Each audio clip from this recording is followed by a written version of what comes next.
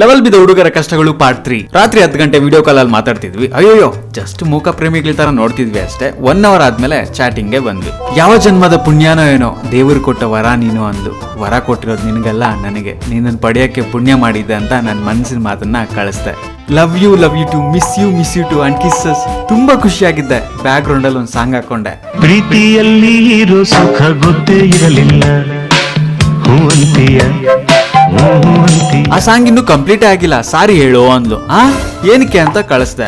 ಹೇಳ್ತೀನಿ ಅಂದ್ಲು. ನಾನು ಏನ್ ಮಾಡ್ದೆ, ನಾನೇನಕ್ಕೆ ಸಾರಿ ಕೇಳ್ಬೇಕು ಅಂತ ಕಳಿಸ್ದೆ. ನಾನು ಯೋಚನೆ ಮಾಡಕ್ಕೆ ಸ್ಟಾರ್ಟ್ ಮಾಡ್ದೆ, ನಾನೇನು ತಪ್ಪೇ ಮಾಡಿಲ್ಲ, ಏನಕ್ಕೆ ಸಾರಿ ಹೇಳು ಅಂತಿದ್ದಾಳೆ ಅಂತ. 15 ಸೆಕೆಂಡ್ ಆದ್ಮೇಲೆ ಒಂದು ಮೆಸೇಜ್ ಬಂತು. ಫೆಬ್ರವರಿ 22 ಥರ್ಸ್ಡೇ ಬೆಳಗ್ಗೆ 8:33 ಗುಡ್ ಮಾರ್ನಿಂಗ್ ಅಂತ ಮೆಸೇಜ್ ಮಾಡಿದ್ದೆ. ಅದಕ್ಕೆ ರಿಪ್ಲೈ ಮಾಡಿರ್ಲಿಲ್ಲ. ನೆನ್ಪಿದ್ಯಾ ನಿಂಗೆ ಅಂದ್ಲು.